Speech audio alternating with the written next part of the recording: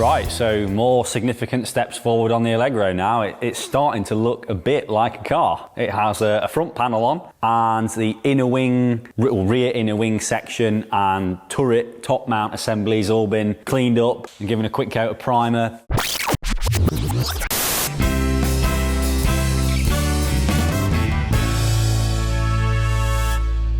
Right, so I've stripped a load of the wiring loom off the engine and put one of the wings on. And I'm just using one of the wings at the minute to give me an idea of where the front panel's going to sit. Now, I'm pretty sure we're going to have to cut quite a bit out the back of the front panel. It is quite a bulky piece of steel, really. That's quite a lot of panel to it. A lot more panel than a wing, but of course it would be because it's a front panel, so it's a lot more structural on the AllegRo as it was. Of course, we're not using any of that structure anymore. So I already know that we're going to have to replace this manifold and we're going to be relocating the alternator. So I stripped all the wiring loom off. I'm going to take this alternator off now as well, this inlet manifold off now as well, obviously. And then we're probably going to be doing a water pump delete as well, just to try and get the alternator super close to the block. Hopefully those parts will turn up today so we can throw them on the engine and see. But yeah, let's get this stripped off.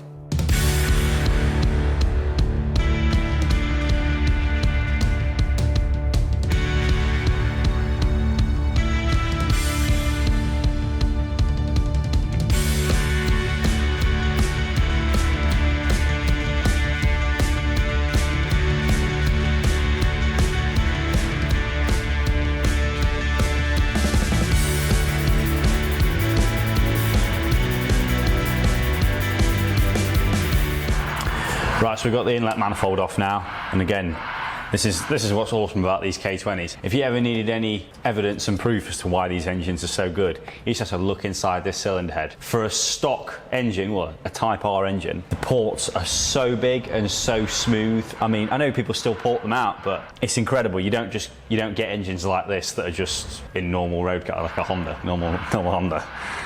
So yeah, I can't get this water pump off yet until I cut this chassis plate off the front, which I was planning on cutting off anyway. If you remember, they were just temporary because we'll do something that's looks a bit nicer basically, and just isn't 10mm thick because it doesn't need to be. But we won't know that until we've got the front panel on and we decide where it all fits. So yeah, for now, this is enough really. I mean, I will probably have to take this off anyway, so I may as well cut this off now or in the not too distant future. But yeah, we can now start playing around with where the front panel is going to go and how we're going to mount it basically.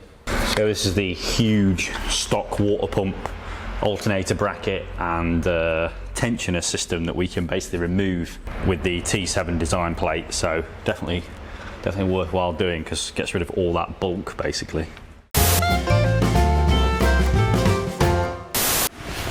So perfect timing. These bits have just turned up from T7 design. So they do loads of cool Honda parts basically. They do other stuff as well, like interior heating type things, like aftermarket water pumps, all kinds of like kind of fairly universal parts that actually aren't that common. There's lots of places, you know, that sell kind of like universal stuff, but not what they sell. So yeah, they also have some specific K20 stuff, and the thing that we needed most was an alternator relocation. But it became apparent that the kind of off-the-shelf alternator relocation moves the alternator much lower down than I would have liked. It'll basically be in view behind the valance.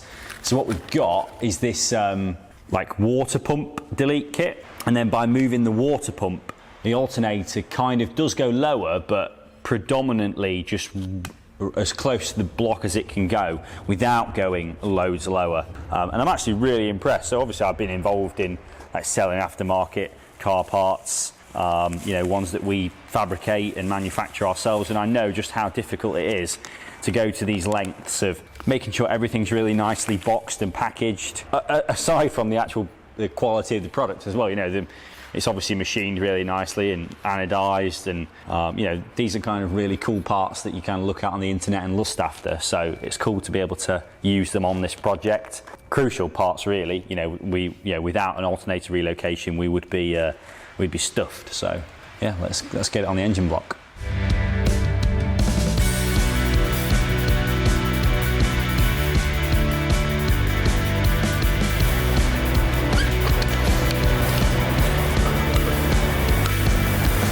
So now I've clipped the front panel back on. You're looking here between the front panel and the alternator, the engine block, and that alternator now is like in basically the perfect position. So we've just got to cut out some of this bracket here. There's like a leftover bit of the inner wing from when this front panel was cut off of the original donor AllegRo. Because this isn't the front panel from this car. I'm not sure if I've mentioned that. But yeah, we've got to just cut off these bits, and then there's literally tons of clearance for the alternator here. So it has worked out absolutely perfect, really. So yeah, I'm going to whip the front panel off, cut those ends out, then I'm going to clip the front panel back on with the other wing, and then hopefully we can spend some time trying to get the whole thing actually in the correct position.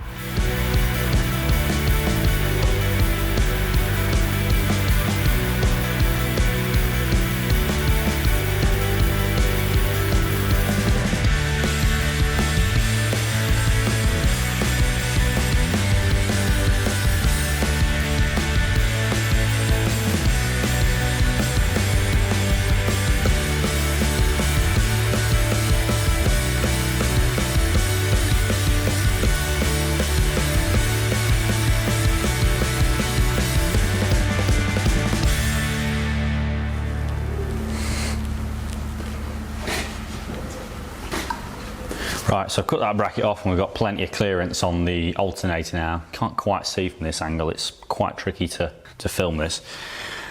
But what I'm going to do now is basically ignore this as tube and imagine that it's a piece of box section. One of my favourite words, box section.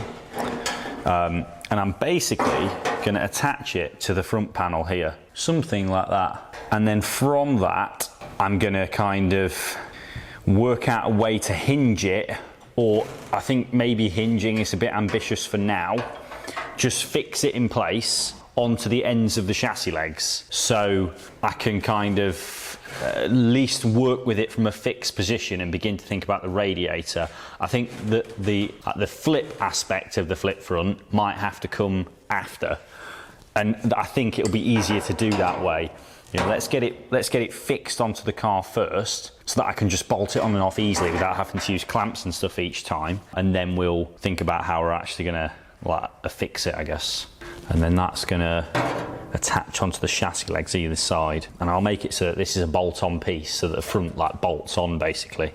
So yeah, whip the front back off again, get it on the floor, and let's figure out a way to like attach a piece of box section to it.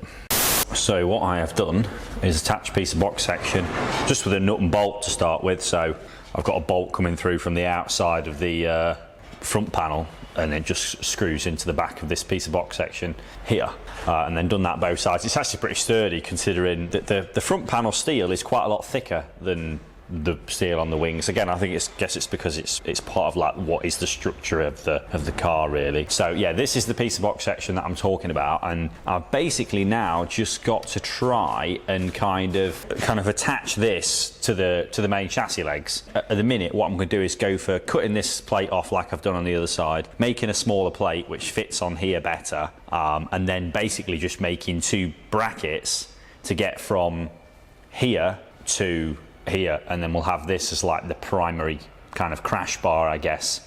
And that's probably as good as we're ever going to get it to work, given the space that we've got in here, because obviously we still need to think about a radiator. Yeah, that'll be like the next one to think about, I guess. So yeah, we'll get the front panel off again, get some smaller plates cut down for here, and then yeah, see what we can come up with. So just before I get too carried away fixing the front panel to the actual car, what I've done is I've thrown a few bolts in places. So I've got like a bolt in here, and then like another bolt in there attaching the wings, and then one in at the top as well in there, attaching the wings to the front panel in a way that's really repeatable. Because the problem I'm having at the minute is because I'm kind of clamping the wings on every time, I'm obviously getting them in a slightly different position. No different to how obviously the cars were built originally, but I want to make sure that when I actually fix this front panel on, it's in the correct place. The only thing I can't actually be 100% sure of is if it's at the correct height. So again, I'm just going to have to go with best guess, basically, based on the kind of tension that's on the wings. I've got it obviously propped up on some box and some ply there, but yeah, I'm gonna have to just try and best guess really. And then I've just put the bonnet on in between the gaps. If I line it up at the scuttle, and get the right gap all the way around the scuttle, and then I get the same gap down the sides, then that means that the wings are straight down the car. Because obviously I've got the wings fixed at the back and fixed at the front. They could both be off skew either way, and then the bonnet would never line up. So again, I've kind of just thrown the bonnet on, and I'll get all the gaps as best as I can. Again, it is an AllegRo, you know, the gaps are only ever going to get so good. But yeah, that's crucial. And then I can get the front panel fixed onto the car.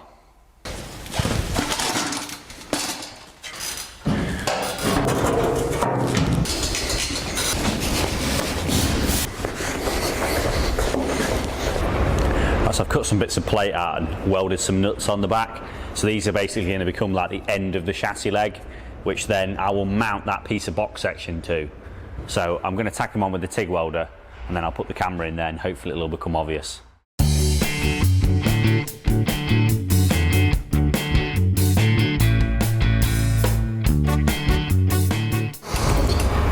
Okay, so you can hopefully see now these plates that I've welded on the end of the chassis legs are going to go to the piece of box section attached to the front panel. So that's one side, and then that's the other. So we'll hopefully just have like a small piece which goes between here and here, and then this part will form basically the very front section, and have like takeoffs surmounting the radiator, potentially intercooler, and then eventually it'll have the brackets which allow the whole front end to be removed in one piece, hopefully. So yeah, figure out some pieces to go in between here now.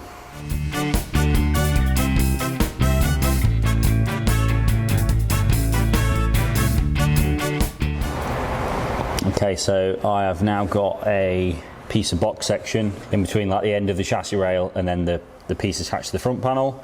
I've done that both sides, and I'm now basically gonna just kind of MIG weld tack this on, and then hopefully I'll be able to remove the wings and everything will stay where it is, and then I'll be able to like remove the front panel and put it back on again without having to use the wings to line it up, and then we can begin to think about all the other stuff that goes on behind here, like radiators, intercooler, stuff like that, because we now know where this front panel is going to stay.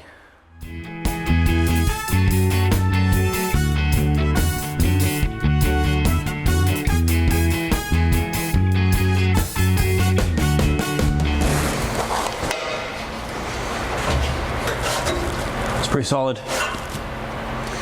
So I think what I'll do now is I'll remove this that's underneath. Hopefully it doesn't drop down too much. And then if it doesn't, I'll take the wings off, and then I'll basically just unbolt the front panel with the two bolts that we've got in it. Obviously it'll need more fixings before you can kind of drive it around on the road like this. But again, it's getting it started, adjusting it so that it's in, you know, the perfect position with the bonnet on and everything. But this is a good first step. It's actually fixed to the car now without me having to hold it and put wood underneath it, hopefully. Didn't move at all. Cool.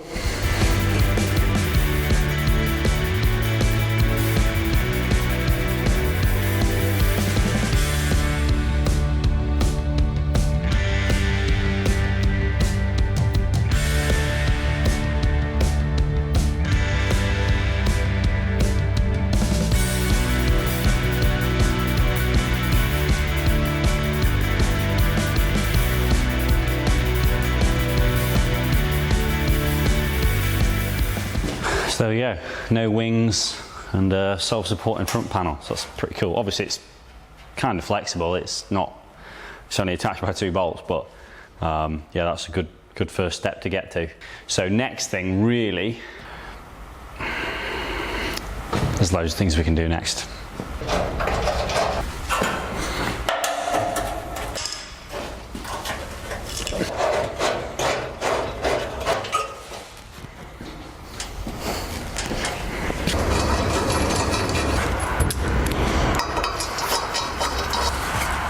I've got plenty done compared to what was visible last time, but what I want to try and do is just try and get a little bits like finished off really. And we've actually now got the proper rubber ones from VTEC, so I've got these to fit. So I think what I'm going to do is take the engine out, take this bar off that I've just made, take the engine out, finish off and weld up all the engine mounts, finish off all the grinding that I've got to do on these turrets, any like loose welds and things I've got to finish off, and yeah, just spend a good couple of hours finishing things. So yeah, time for a time lapse.